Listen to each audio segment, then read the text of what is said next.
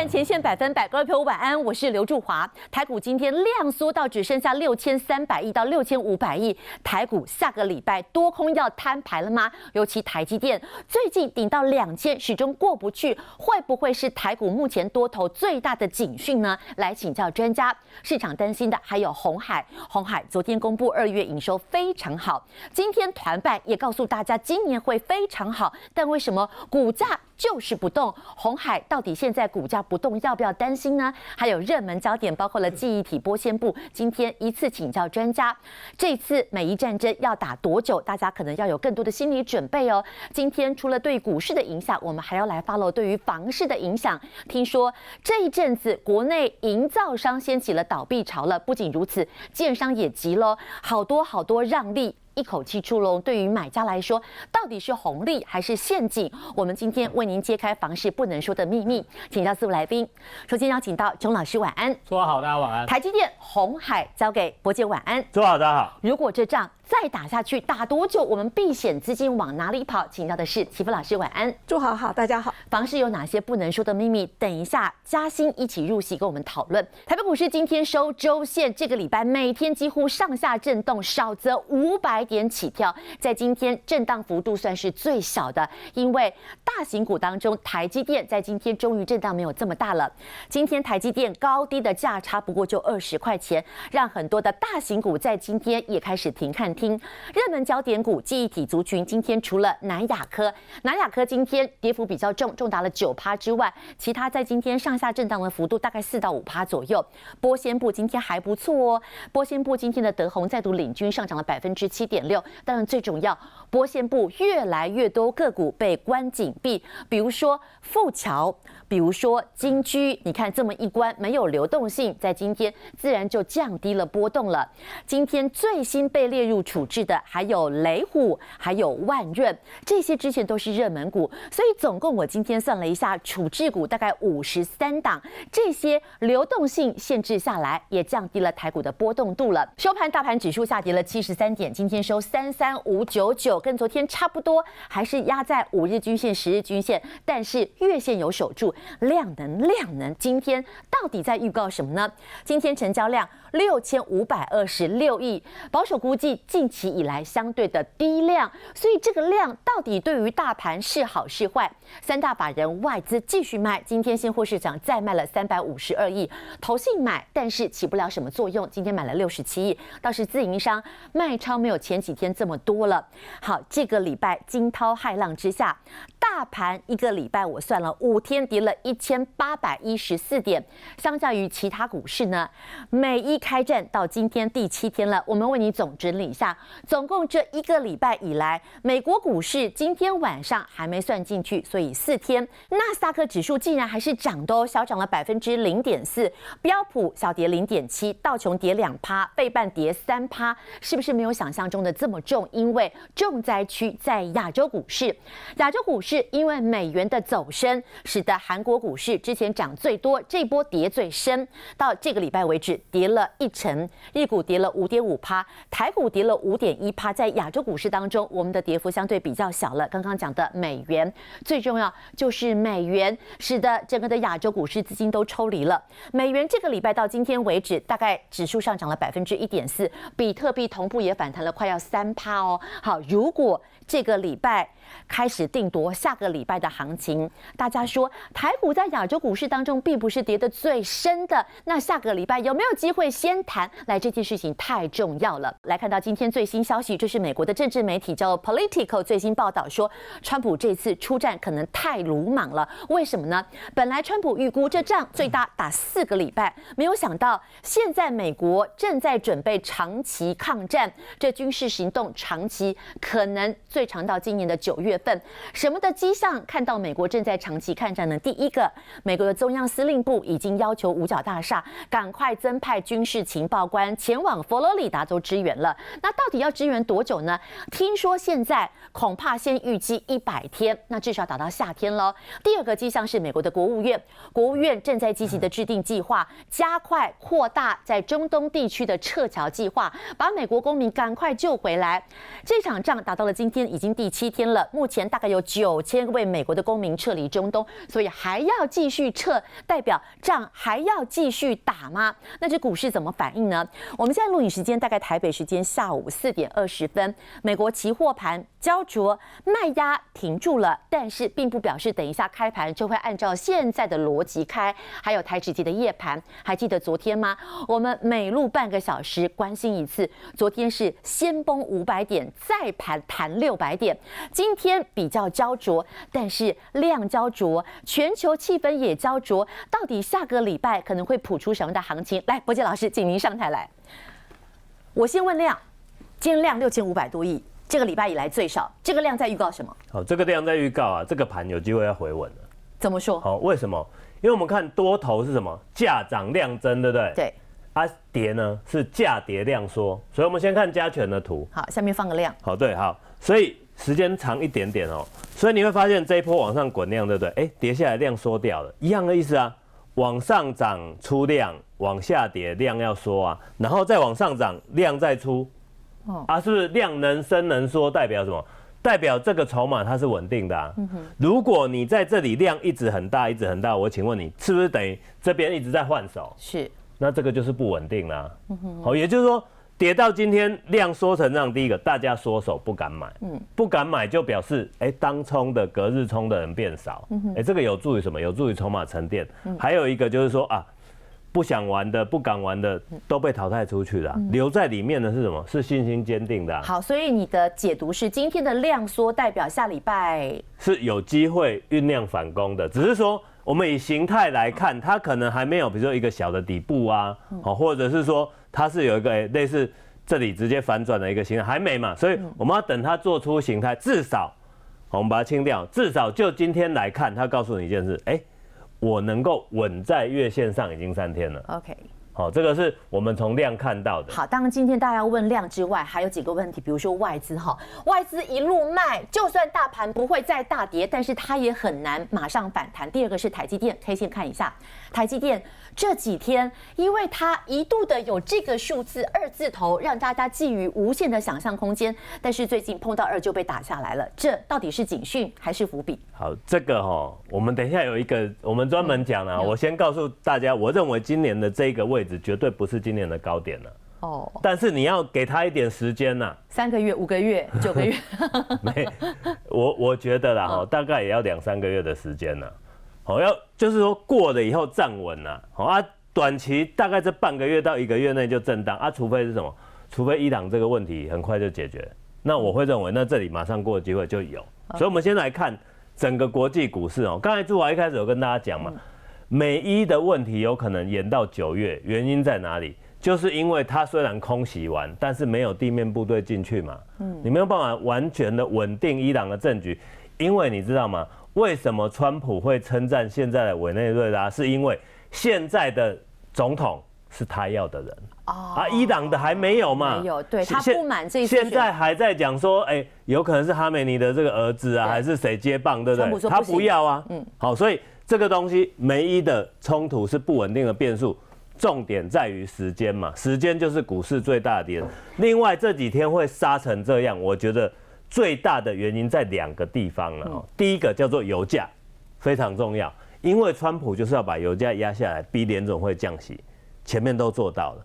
结果这一次伊朗的问题，今天的油价已经来到80美元，如果站稳在80美元以上，再往上走，又会引发股市的卖压。来，我们来看一下油哈，油这个是布兰特，对，你看西德州就是80，以油价的形态到今天来讲，它还是多头啊。对，它还是多头啊，你看还在过高啊。对，然后都守稳5日线啊。所以油价这个一定要特别留意，就是说引爆这几天的股市的卖压，不管是美股或其他国家的股市。所以如果它再上去，比如说布兰特原油到了90，纽约原油到了80，这都是股市的卖压。对，这都是卖压。那为什么亚股会跌这么重？我们直接看美元指数。因为美元指数短线非常强嘛，有没有？它上来的，你看台币最近重贬，韩环也是，结果外资在亚股这里台韩拼命的卖股票嘛，也就是说，因为美元的强势导致新兴市场货币贬值，卖压就跑出来。好，所以我们回到字卡来讲，所以这个东西又出现了一个问题，就是说，油价上来，通膨，然后大家又猜不会降息，所以最近的美债殖利率也走高嘛，就一环扣一环出来了。好，所以我给个结论哦，美股短线它还没回稳，但是我从纳斯达克我看到什么？我看到多头的韧性开始出来。我们来看纳斯达克有没有？其实它这5天没有跌到。现在不是有没有跌的问题，这5天利空很多，对不对？对啊，都是红棒。是不是都是红棒？其实，在这一区，2月中旬以后，虽然纳斯达克在低档，对不对？朱华，你有没有发现，棒子是收黑的只有2天，代表什么？虽然开低，虽然往下走，但是空头要把它往下压，到收盘都被拉上来。所以纳斯达克我们看到有这个韧性，然后看一下这个费半的话，是因为它位置高啦，它位置高，所以它在这里跌回来，但是这个低点也一直在守住啊。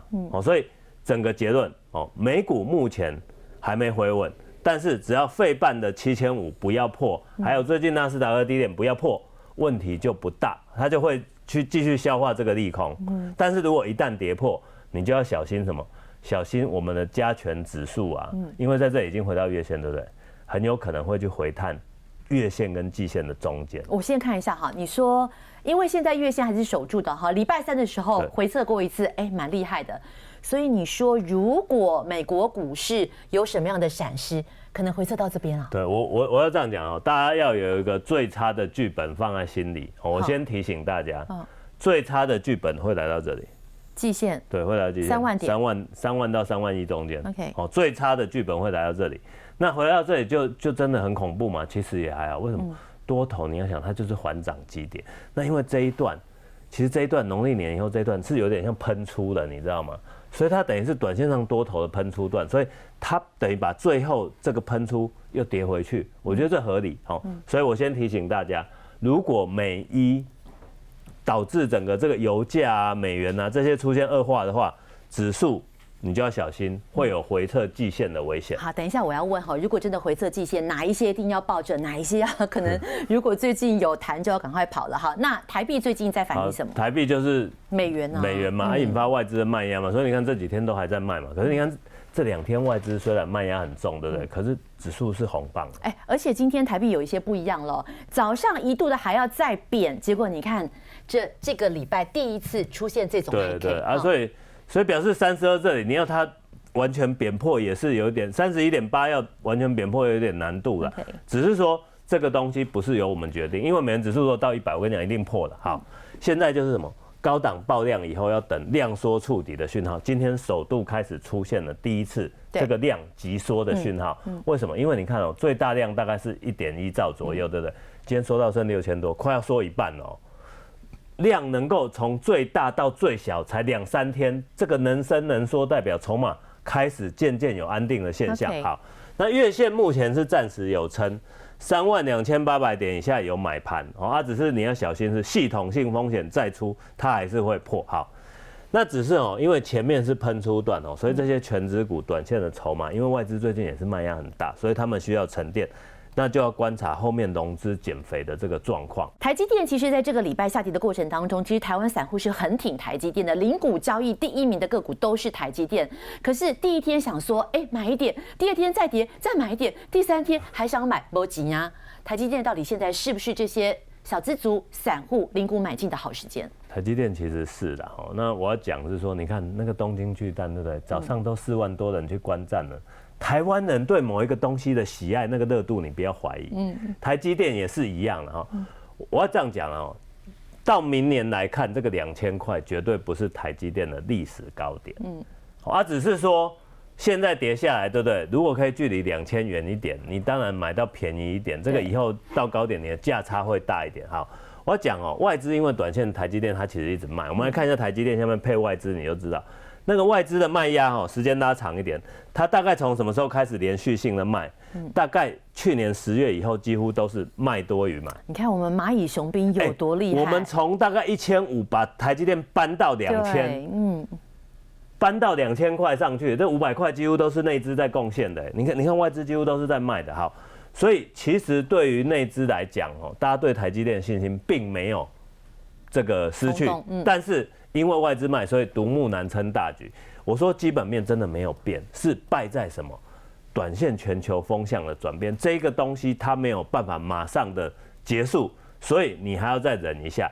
还有一个这些外资虽然继续卖，但是至少他们没有做蠢事他们在写报告的时候还是在什么上修目标价你像里昂喊到3030，高盛看2006，这代表一件事啊，对外资来讲，或许他们有不得不卖的理由，但是至少我们就展望来看是 OK 的。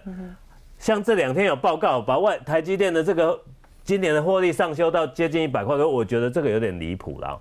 就是说，除非它下半年的那个 CoWoS 先进封装能够量会比较多，不然的话，它今年以目前法人在估来看，合理的获利大概85到87，如果能够到90以上，真的是很 OK 的。好，只是如果我们以明年来说，明年台积电获利预估的地板价，已经是100块，100块起跳，对，100块起跳，就是说明年台积电铁定是赚100元。是100多到哪里不知道。好，那重点就来了嘛。那台积电什么时候买？是天天价，对不对？好，我跟大家讲目前大家是这样估，对不对？今年85，对不对？好啊，如果我们到这个年中啊，下半年如果获利被上修，就有可能到90啊。这个100是明年，好，那你就这样看过往台积电的天花板大概是在25倍左右。也就是说呢，如果以今年来说，台积电赚85块，今年的天花板可能会落在多少？2125。如果以下半年假设真的被上修，25倍就可以到2250了。那台积电的代号2330会不会来？超涨一下就来了啊！如果明年，你看明年如果是100块的话，就是2500的目标价。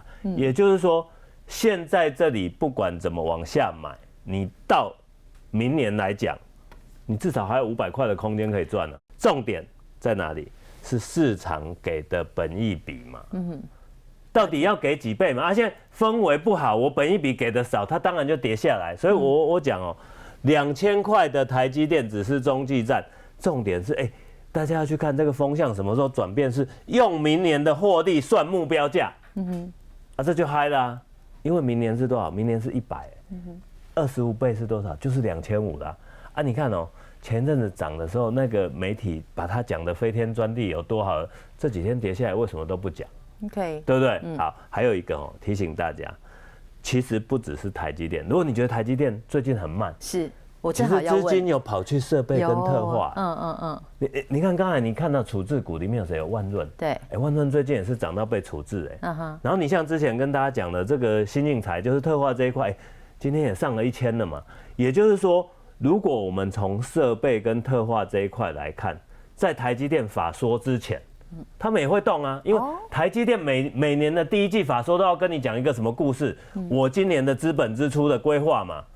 那以现在来看，有机会是上修的啊。了解，谢谢波基老师，请先回座了，先告诉大家，到底这大盘今天量缩成这样子，下个礼拜会怎么表态？先做一个小结论，波基老师说，应该是有机会止跌回稳了，只不过在接下来这反弹的力道有多大，幅度会有多大？第一个来自于油价，第二个来自于美元，第三个美伊战争要打多久？还有台积电，美伊战争到底要打多久？对于台股的影响？休息一下，我们听看陈老师怎么说。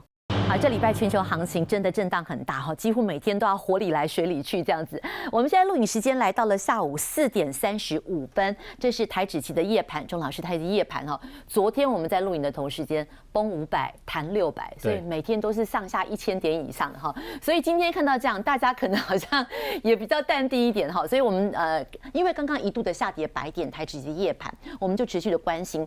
现在市场还不敢掉以轻心，因为这场仗不知道打多久，说不定连川普自己他都没有办法，会 over control 吗？他说本来4个礼拜，好，听说他现在已经在布局了，恐怕这战线会拉到9月，你觉得有可能吗？如果拉到9月，可股市会长什么样子呢？如果我先讲结论了哈，如果拉到9月，那你觉得今年的期中选举，川普还会选得好吗？我也觉得共和党还会选得好吗？不太可能了哈，所以我觉得这个当然这是川普头痛的地方。很多时候是这样，我开始容易，但是要结束很难。要喊卡很难啊哈。那我们先讲啊，其实以前我们就讲说，今年最大的风险是地缘政治。但是我虽然是这样讲，也没想到，既然美伊是实体战争，对，川普就真的是给人家下手了哈。当时会这样想，是因为他开了2个航空母舰群过去嘛。那时候我们就讲说，每天的战争花费那么高，你不打仗很难。结果没想到真的打。大家最担心的是长期化，对吧？就像我们刚才讲的，要打4个礼拜，变成要打3个月，现在要变成100天，或者怎么样？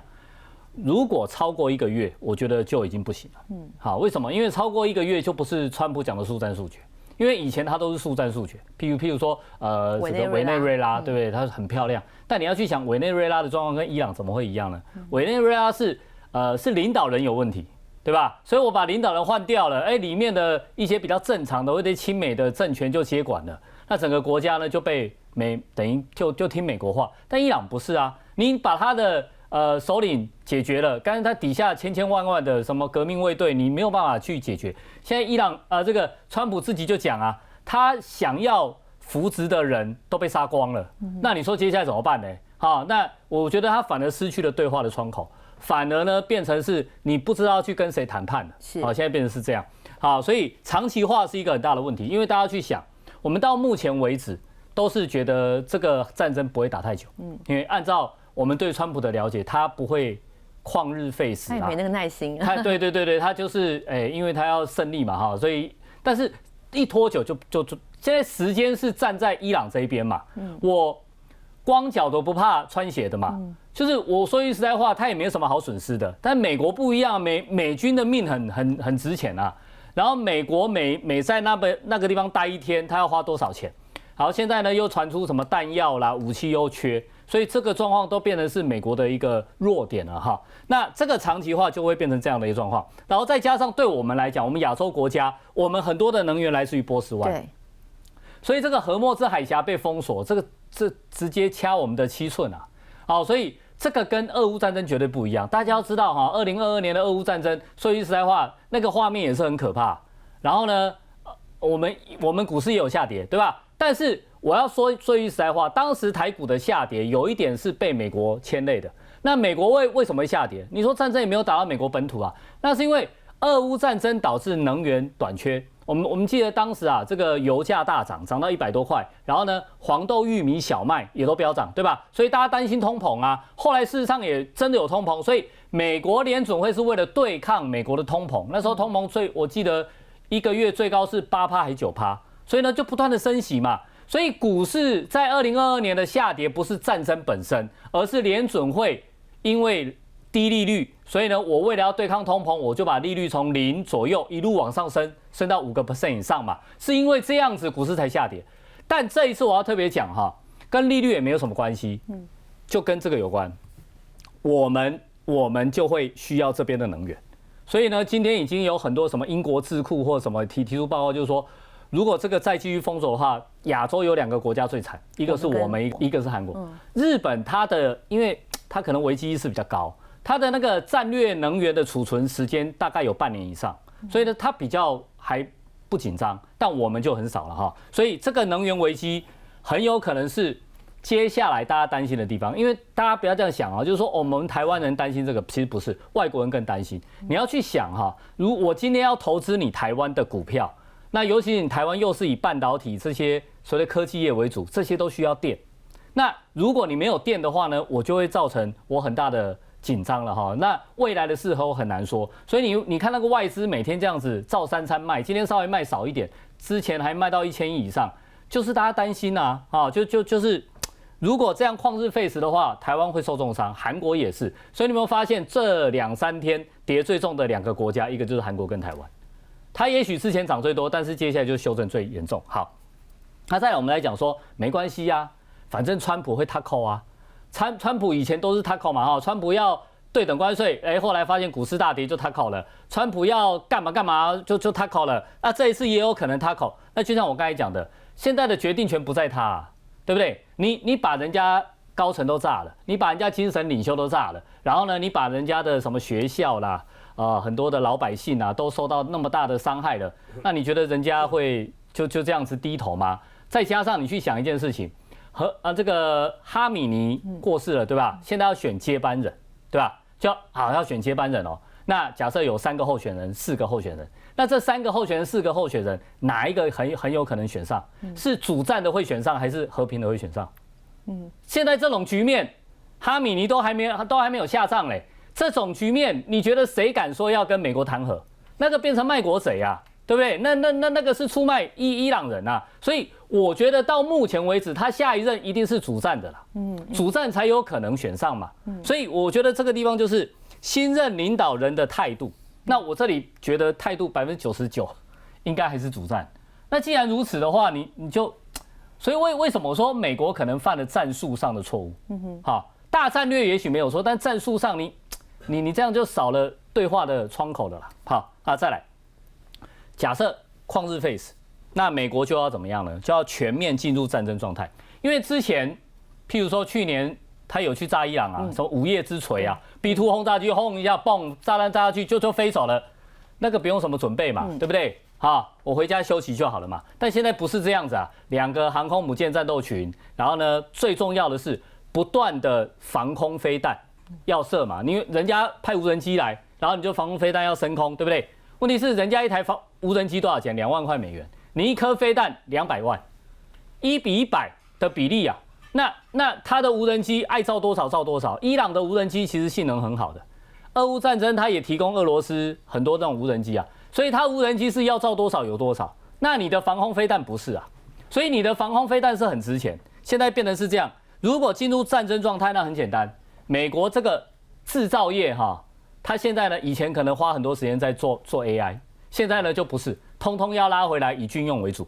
那 AI 基础建设被迫放缓，资源就是有限的啊，你那么多的矿场，你那么多的能源，你现在优先要用在哪里？如果美国进入到长期消耗战的话，我们常常在讲战争其实打的啊，当然除了是军队的消耗以外，最重要的是粮草。我们这里讲的粮草就是钱跟弹药。你没有这个东西，你怎么跟他消耗战？所以我觉得这个是一个状况啊。那这个如果是这样，那对台湾当然也会有影响，也会有影响。所以我们如果再回来讲台积电，台积电为什么外资一直卖？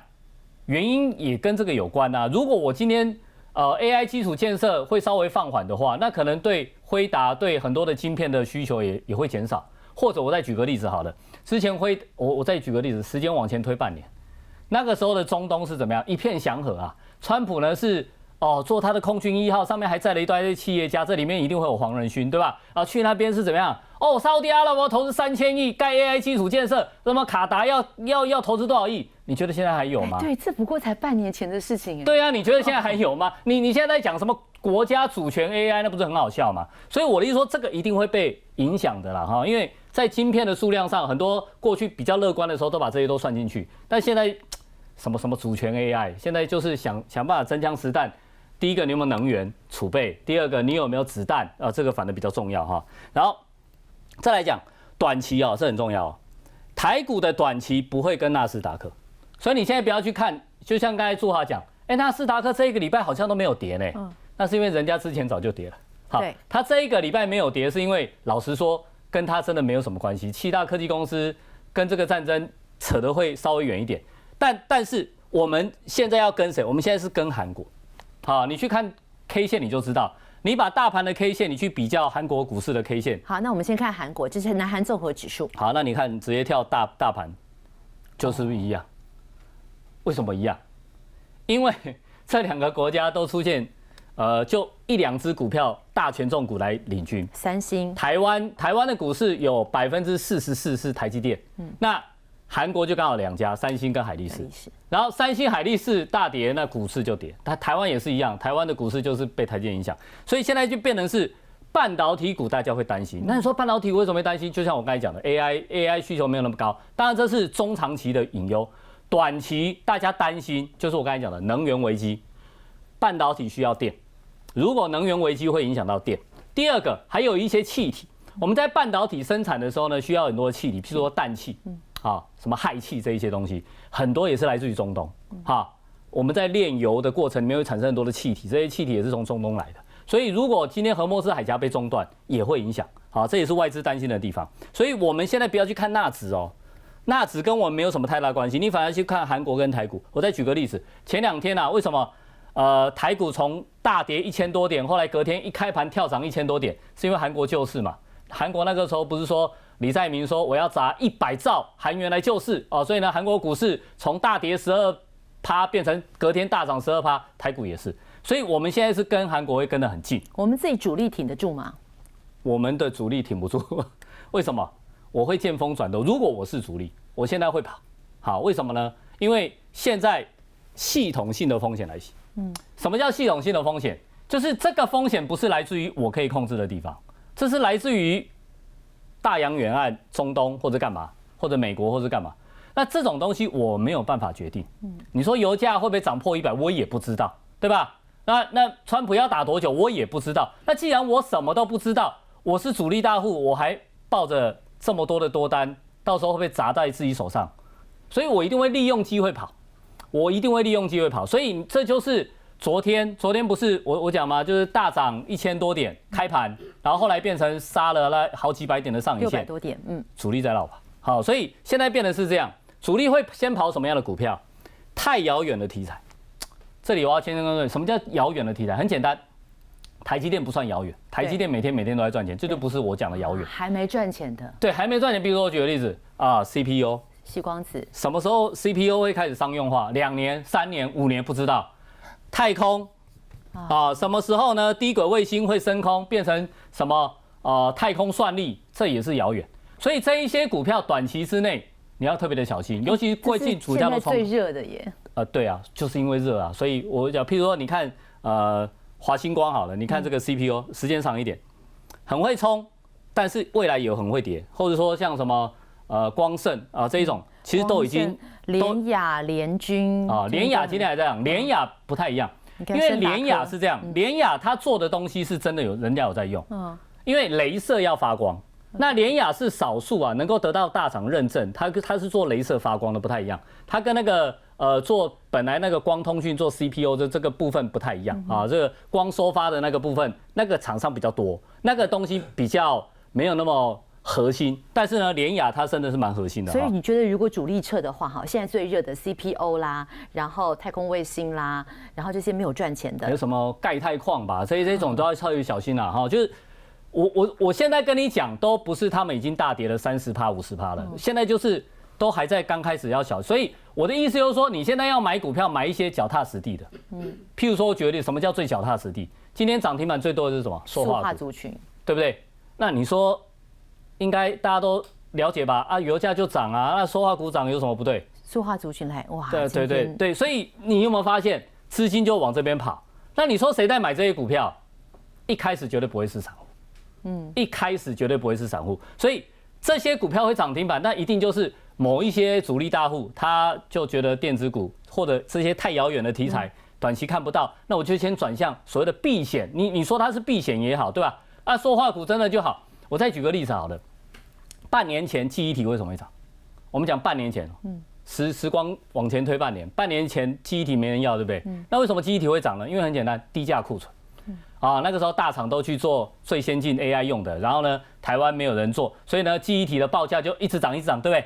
那谁有低价库存，谁是不是就赚到？包括连模组厂都有低价库存。那现在我同样的道理，刚才博姐讲油价涨30%了，那我这些塑化股，我这些塑化厂，难道我以前没有低价的原料吗？一定也有啊。那我这些低价原料在油价涨了30%的时候，我不会赚到吗？所以你要知道，这些就是我认为比较扎实的题材。塑化股大涨可能也不会只有一天啊，大家可以考虑一下。如果你真的要做多的话呢，往这个地方方向发展哈。然后再来，我要特别讲，3大法人最近动不动就是单日卖超1000亿，好，当然是以外资为主了哈。不过千万不要用过去散户的思维，哎呀，代表我们台湾人多厉害，好，很多人都是这样，哎呀，外资大卖没关系，反正我们台湾人很有钱。台湾人很有钱也是有一个程度了哈，毕竟我们就2300万人。钱哦，这个砸到股票市场里面砸越多，代表手上的子弹越少。但你不能照外资这种卖法，如果这种卖法的话，也绝对不是好讯号。这也是一个卖压的来源吗？这绝对是哈，这就是我接下来讲的哈。如果未来有一天台积电下跌，对，那绝对不是因为台积电基本面不好，很有可能是这个。因为太多 ETF 把台积电纳为成分。对啊，你有没有想过，台积电能够上2000块？为什么它能够上2000块？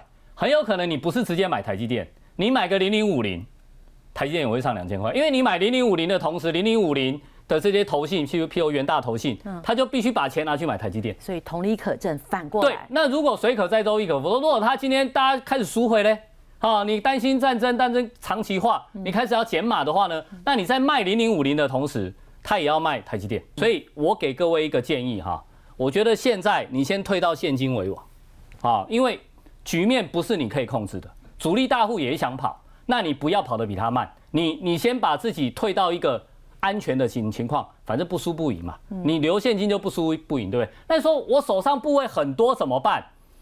我给大家一个建议，不要破线才卖。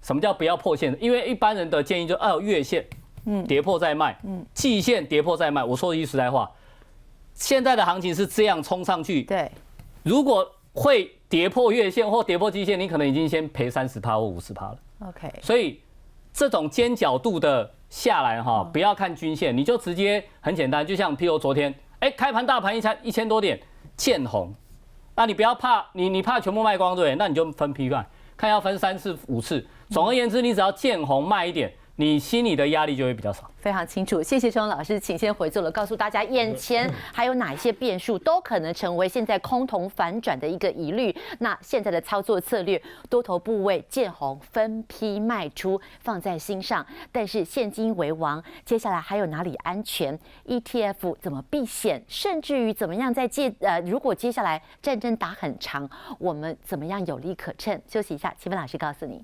齐芬老师本来以为最坏的状况大概美一开战之后就过去了，现在看起来恐怕还不能够这么掉以轻心。如果这场战真的一直打下去，5月也好，8月也好，9月也好，我们到底在整个避险的资产应该怎么摆？甚至于有哪一些的 ETF 可以有机可乘？好，那如果是战争持续的话，那我们就来观察，在最近这个礼拜里面，当发生这个变数的时候，哪一些的 ETF 在涨？那我们就可以从这边找到一些蛛丝马迹。好，首先当然最直接影响的就是油价，对不对？所以我们目前市场上有2档 ETF 是跟原油有关，一档是布兰特的正2，一档是S&P 的这个石油。好，大家可以看到最近一个礼拜的涨幅是不是非常的惊人？只有1个礼拜涨了40%。对，好，而且它这个趋势上是持续涨。因为它这个油价的上涨不是只有这个礼拜才涨，事实上，其实今年以来，我们看到它已经在缓步的上升。这我倒很意外，今年以来0075已经涨了90%，之前在涨什么啊？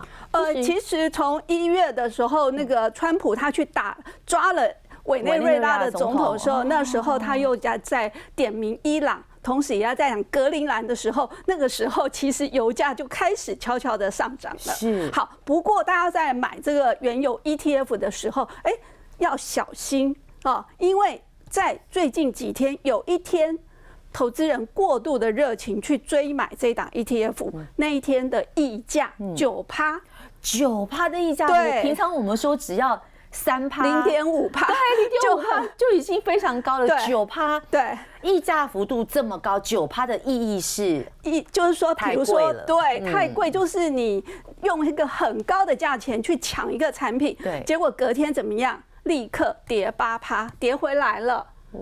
所以就是说，这个是叫过度冲动。那我刚刚看了一下，今天反向 ETF。又溢价了快5%了，所以大家去赌这个战争，有人在赌说可能快要结束了。对，所以我觉得说，大家在操作原油这个相关产品的时候，一定还是要很谨慎小心。齐芬老师，你自己的溢价门槛，你觉得设在哪边是比较安全？我说超过0.5%，我就不会去追了。你是很谨慎，对，非常非常保守，0.5%就不要追了。对。那我觉得到1%，我觉得也是就是我觉得已经 over 了。那当然，整个市场在大跌，什么东西在涨呢？当然是反向 ETF 在涨了哈。所以这一阵子我们也看到，大部分的反向 ETF 都是快速的反弹啊。那當然。大家知道说先前股市是多头嘛，所以如果是今年来看它是不好，可是最近我们是用来做避险的工具。好，那当然打仗的话谁受惠？第一个大家觉得对不对？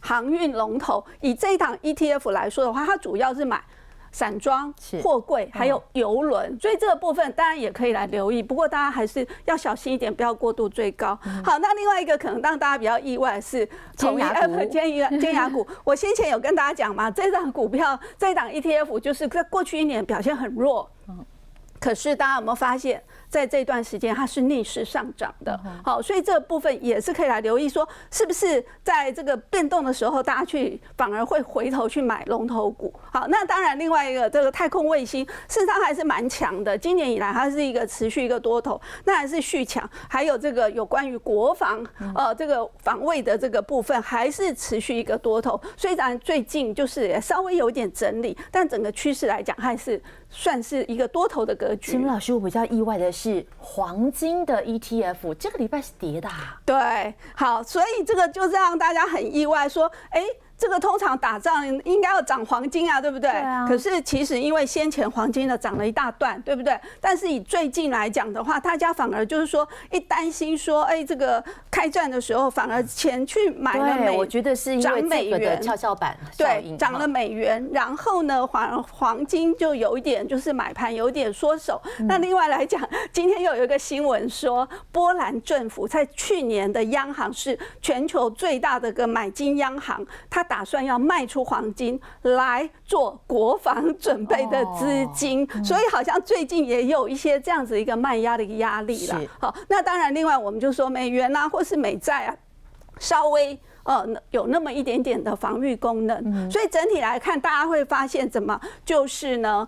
除了跟能源相关的以外，那可能就是有特殊题材，比如说航运啊、卫星啊、国防啊这个部分，可能有机会去发一点战争财。好，所以这是逆势的战台相关的 ETF， 你看你接下来认为战争会不会继续打下去？美元会不会继续强下去？黄金还没有避险的功能，自己去找自己对应的一些商品。那最近这一阵子还有哪一些商品比较特别？好，那当然在这个动荡当中，我们就在看说，谁最能够抗震，对不对？好，那刚刚我们就说了，其实大家可以发现说，先前美股是在涨什么呢？都是半导体。我们不管是说今年以来，或是过去的半年，都是占半导体的涨势是非常的强劲。可是当发生一个意外的时候，我们发现它的跌幅也是比较大那但是反而相反的，这个 FNG 这些的科技股呢，过去表现很弱，那反而在这个时候它逆势上涨那其实前一阵子就很多人都在讲啊，说像微软跌得这么深。可是从本益比的角度来讲，反而它很便宜，跌出了投资价值。对，然后另外来讲，苹果大家也认为说，其实相对它的本益比都是比较合理，甚至是辉达。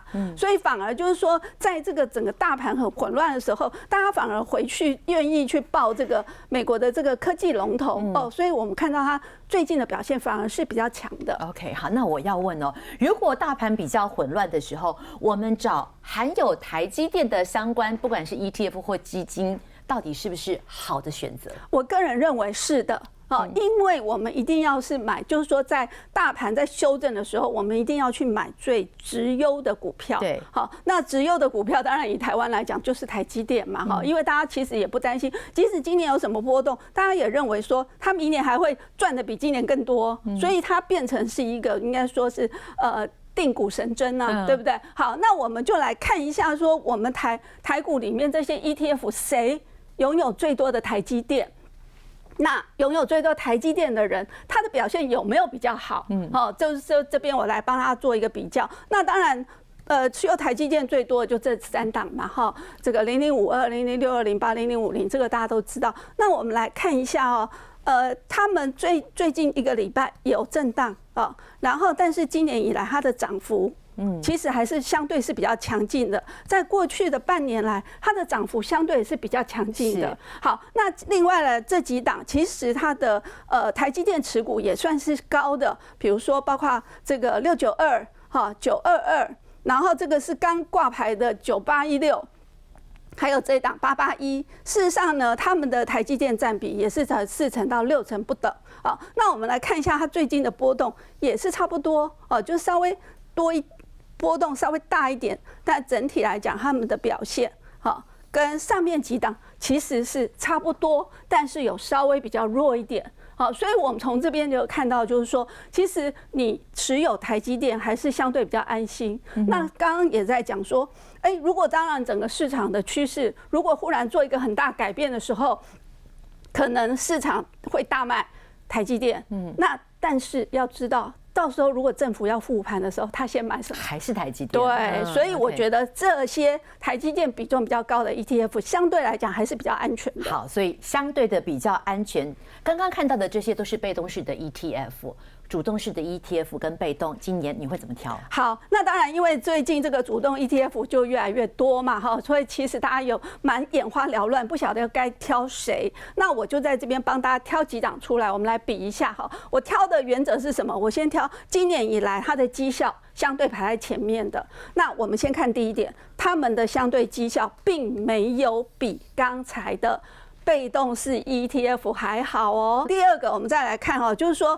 当然，你会说啊，因为他们的台积电占比没办法太高，确实哈，因为先前有限制嘛，台积电占比只能不超过10，对，但是有几档有一些这个政策上的一个鼓励的，所以它可以稍微比较高一点，好，但是你会看到说，其实这个好像这个就变成不是一个主导的原因了，还是变成是一个看基金经理人怎么来选股为重了哈，所以整体来说。第一个，我觉得它今年以来的表现并没有超过被动。第二个就是说，最近的波动幅度有的稍微小一点，好，但是有的也是差不多，哦。然后如果我们来看追踪，就是过去已经有超过半年绩效的，也是一样，没有办法超越0050，哦，所以整体来说，我觉得大家还是可以，就是说先以被动为主。那主动的话，你自己再择优挑一档。好，如果你要找含积量比较高的，其实被动目前比重是比较高的，哈，整个报酬率来说，名列前茅的还是比主动式的还要好。对，来最后1分钟的时间，债券 ETF 怎么？好，那在债券的话，通常大家认为说发生一些风险的时候，就应该要买债券，对不对？债券最安全嘛。那为什么买债券呢？因为整个市场不好，最大的期待叫做降息，对不对？可是我们现在是。油价上涨，所以看起来降息几率很低。以最近市场的预估的话，今年最多就是1码，而且甚至是要到下半年，所以变成说大家要期待那个降息利多没了。但这一个礼拜的确发挥了它。稍微比风险比较低的一个作用，所以你看，所以我是觉得说这些债券的话，当然它就会变成说等同现金啦。其实你可以把它当成说，我如果钱从股票撤出来，我可以先买这个，就等同现金。但所以你要挑什么呢？短期的，对不对？短期的，还有另外一个以投资等级的为主。好，那当然大家持有很多的这种20年的债券的话，我个人是觉得说它波动会比较大，因为像我们今天就看到说10年债。哇，又开始这个殖利率又要波动，所以这部分我反而觉得比较不建议。那大家尽量以短期的高平等的为主。非常清楚，谢谢齐芬老师的整理，这太完整了。如果在接下来这场战争还要再打旷日费时，不知道到什么时候，哪一些在现在或许成为避险的工具，甚至于现在很热的含积量比较高的，甚至于债券 ETF 怎么挑怎么避，提供给你做参考了。接下来我知道很多人听完了台积电，要问鸿海，要问热门焦点股、记忆体。播先不休息一下，所有的大灾问一次请教柏基老师。等一下，先不要走开，天线100分百的观众朋友，好康的要告诉您，我们有新的理财频道，请锁定 Stay Rich 小资理财蓝图，欢迎订阅、按赞、开启小铃铛。每个礼拜2、礼拜4晚上会有新的影片上线，投资理财千万不要错过哦。投资股票好难哦，还要买房、买车、存退休金，好想要提早财富自由，到底要怎么样可以增加被动收入呢？只要锁定 Stay Rich 小资理财蓝图，影片每周2、4晚间上线，记得按赞订阅、开启小铃铛，才可以掌握最新资讯哦。还看不过瘾吗？更多精彩内容，赶紧下载非凡新闻 APP。